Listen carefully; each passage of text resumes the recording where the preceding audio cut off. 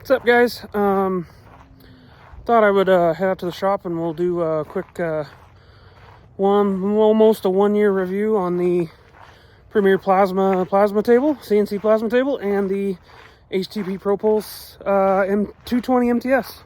All right, let's talk about the Premier plasma CNC table real quick. I'll do kind of some pros and cons. I've had it. It's pretty close to a year. It's got to be about a year at this point. I don't remember exactly when I got it, but we'll kind of talk about it. I'll start with pros. I know a lot of my videos probably feel like I'm always dissing on something, and I don't mean it that way. So let's start with the pros, and we'll go from there, and then we'll hop over to the HTP Pro Pulse real quick, and we'll talk about it. All right, so this is the Premier Plasma 4x8. I don't remember what exactly they call it, but the flat table. I don't remember what he calls it. Their other tables have this rail is raised up a ways. I don't think there's any difference in actually how they work or anything, but that's just the style that this one is. Let me get a light on here. So as you can see, ice, because shop's not insulated yet. But pros. One of my biggest pros, obviously, is the price. The price was great for what you get. I feel. I don't have any real experience prior in it, but I feel it was pretty dang good for the price. There's definitely a learning curve. I know the big thing with a lot of the big time, like the Shop Saber tables and, I think STV tables and the ArcLight Dynamics, all of them, they come looking just like this. And you just set them in here, level them up, and go. This one you had to fully assemble. If you've not watched that video, head back on my channel and check out that video, putting it all together and my first initial thoughts. But yeah, so you got to put it all together yourself, which was a task, but they had fantastic instructions on putting them together. And once I got it together, honestly, it's ran virtually flawlessly. I've had a few struggles here and there. I still have a few that we'll talk about, but it's ran really, really well. So beyond that, I don't have any like specific pros, other than it, like I said, it has done really, really well. It seems to cut pretty nice. I'll kind of talk about that a little bit in the cons, but I don't know if any of these pieces will show you or not. It has a pretty good slant to the cut, depending on which direction you're going, which I'm trying to figure out, but I don't think that's the table's fault. I think it's something that I have done. So I don't know for sure. That's probably for a whole nother video. I notice it once in a while, but like here's a part that it cut out, and I mean, it looks pretty nice. Obviously it's been bent, but looks pretty nice. You do have to, which I think with any plasma, you do have to drill your holes out to your proper size. It gets them pretty close, but, they're never great. Here's a little bitty part. You can see if you look, that's the bottom side. See the top side, that hole's got a pretty good slant to it, so you got to drill it out a little bit. This one's got a little bit of extra draw, so I went really slow because it was so small. This is just 16 gauge. So, other than that, love the the Hypertherm, but that's obviously didn't come from them. You can get it from them, but that one didn't come from them. Yeah, I mean, everything they send you here has worked great, computer-wise. I don't have the optimal spot right next to the compressor. It's a little loud, but... So, yeah, computer's working really good. Just a standard screen that I bought. All this has been working fine. I did have one instance here a while back, that was actually fairly recently, where I think this kind of almost like disconnected from the computer. It came up with an error in Mach 3. I've never had that before, but it was really cold out here, and I don't think that it likes that. I try and only run this when it's a decent temperature in here, which this time of year is not very often. Yeah, I've got everything, a little bit of a mess on the wiring, but honestly, it came out really well, everything that they sent.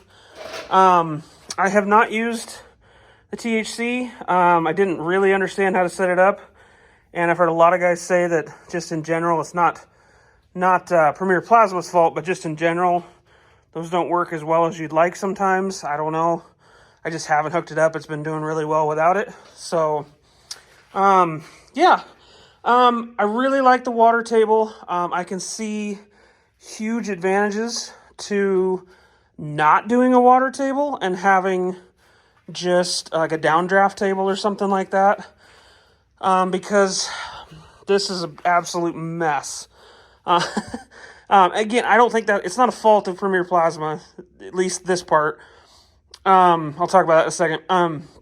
But it's just all the slag, and I need to, it's been almost a year now. I really need to clean it out. It's like thick and down inside of there. So I use a just cheapy solution of, I've got some here, of that.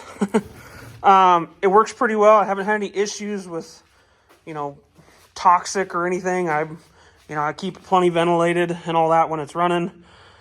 I've had none of those big issues pop up, at least that I know of. And it keeps the rust down. It's been sitting quite a bit now that it's been cold. And if you look, there is a little bit of rust forming back there, but it's not real heavy rust. It's just some surface stuff. The most that you get with that washing soda stuff is you get like a white, here you can see it. You get like a white, whatever it is that kind of grows.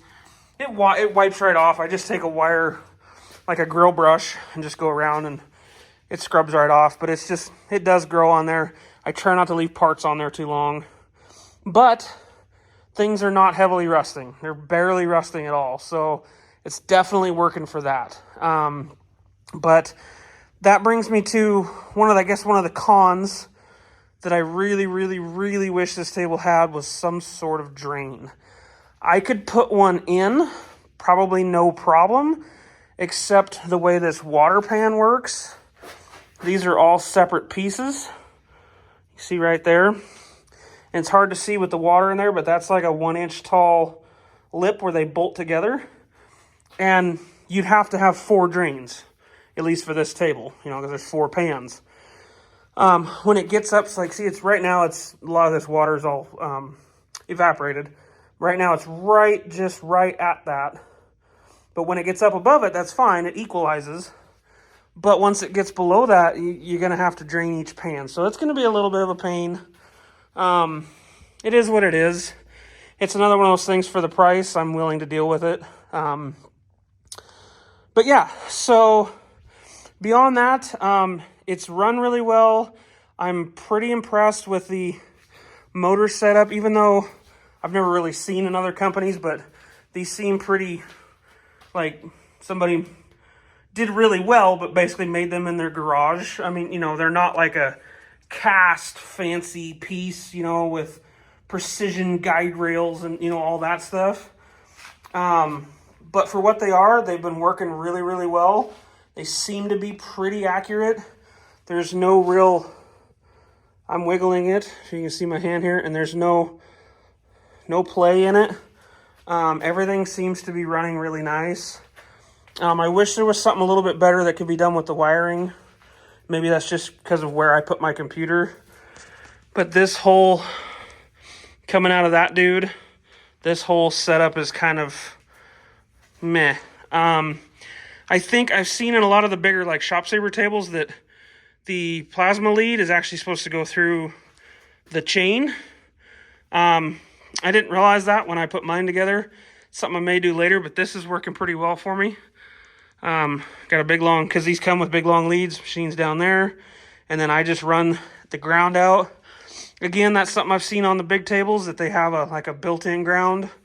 Don't really have that, so I just run my ground in and just pinch it on my piece. Not a huge deal.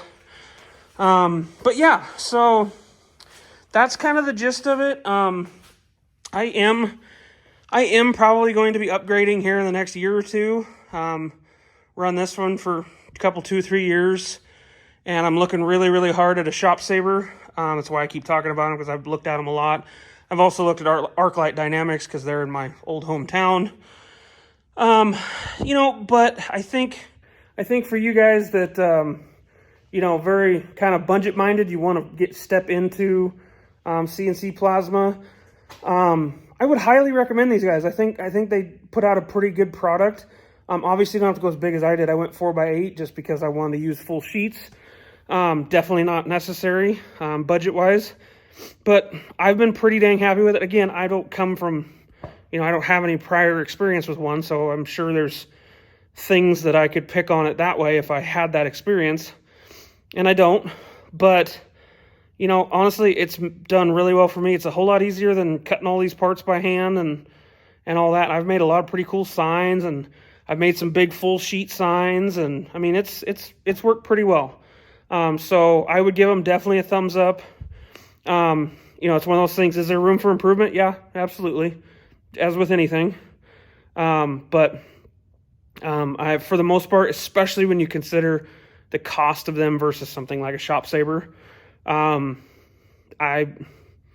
think they're a pretty good piece. You know, the precision is a little bit lower, I think, in general. I don't know about on the cuts. I haven't really seen a lot of the big time tables, how they cut, like in person.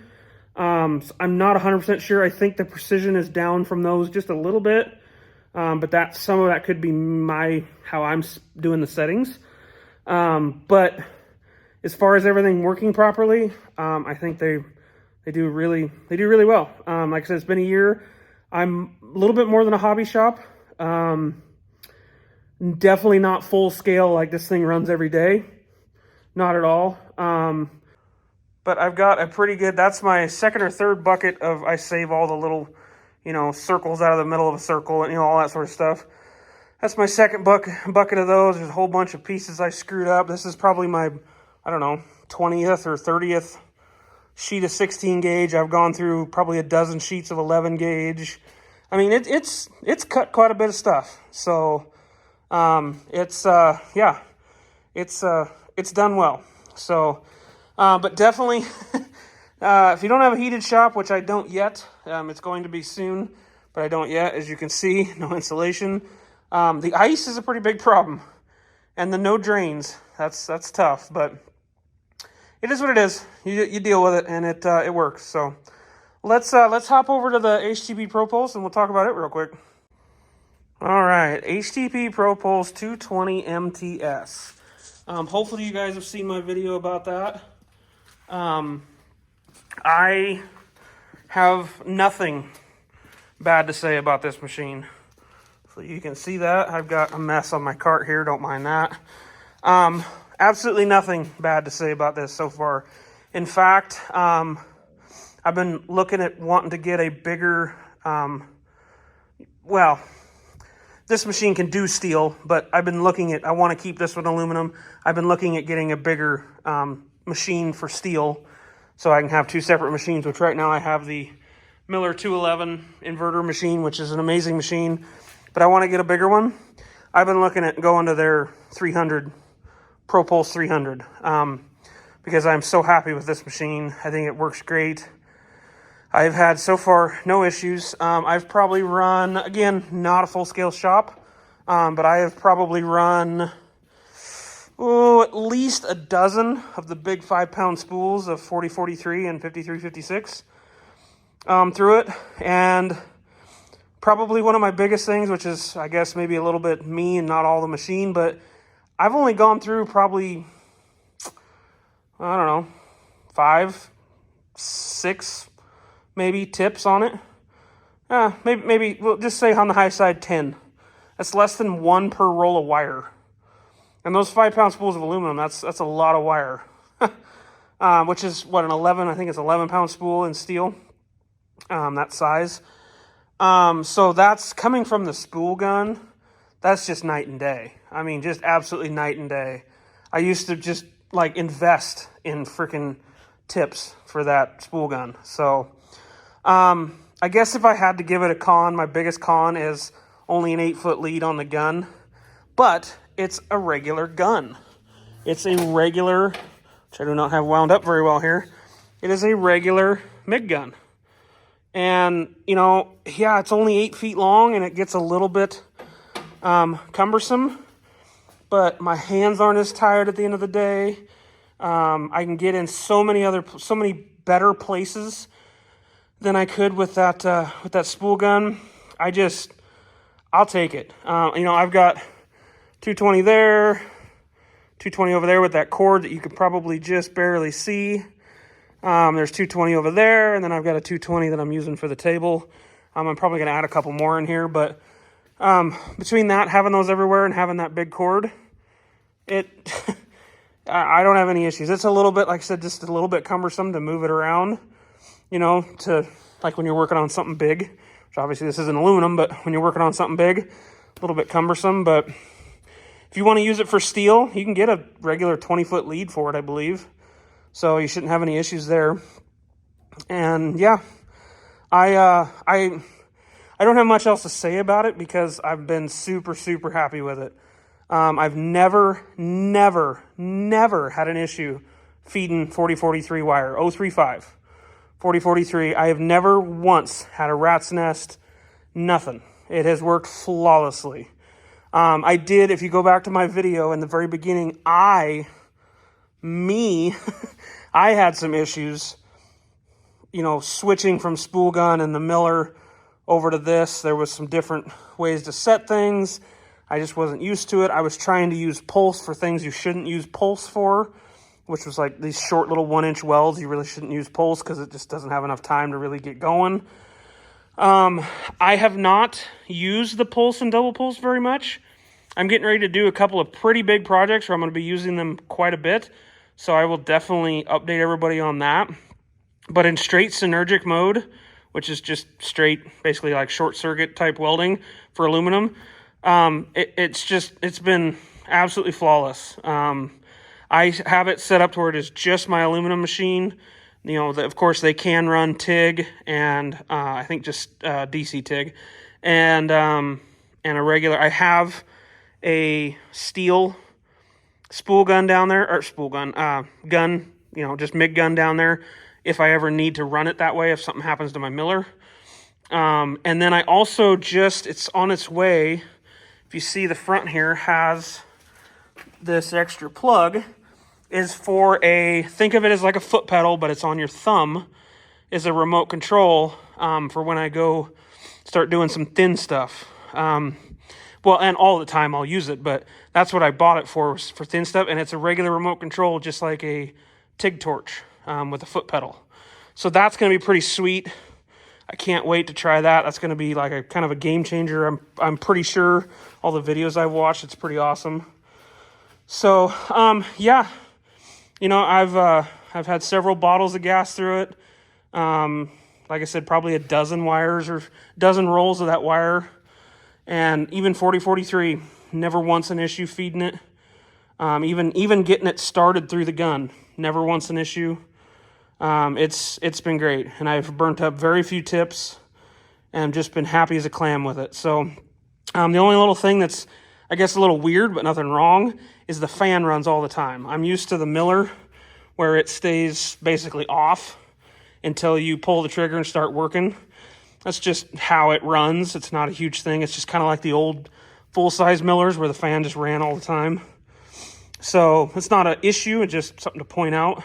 But yeah, nothing bad really to say. I mean, it's been absolutely fantastic. So if you're looking at one of these machines, I'm not sponsored, not been asked to say anything, none of that. I'm just genuinely super happy with it. I don't know in a production setting how it would do, no clue. But I ran this way harder than I ran that. I've ran this pretty hard and been super happy with it. Super, super happy. And like I said, happy enough to the point that I'm looking at, I don't want to get rid of my Miller. I really love that little machine. It's a lot of machine for the size. But looking at getting something a little bit bigger, a little bit higher duty cycle, especially for some big future projects. And I've been looking pretty hard at going to the Pro Pulse 300. I'm kind of torn because I would almost like to have that for an aluminum machine and then run this in steel, but then that's basically the same size as the Miller, so I'll probably keep this for aluminum and then have that machine for a big steel machine. So So yeah, I mean, that's where I'm at with the two machines. I just thought I'd roll them into one video. I thought that'd be easier. I knew I didn't have enough to say that would be worth one video on each. So hope that helps anybody looking at either one of these machines. Like I said, HTP, I love that machine.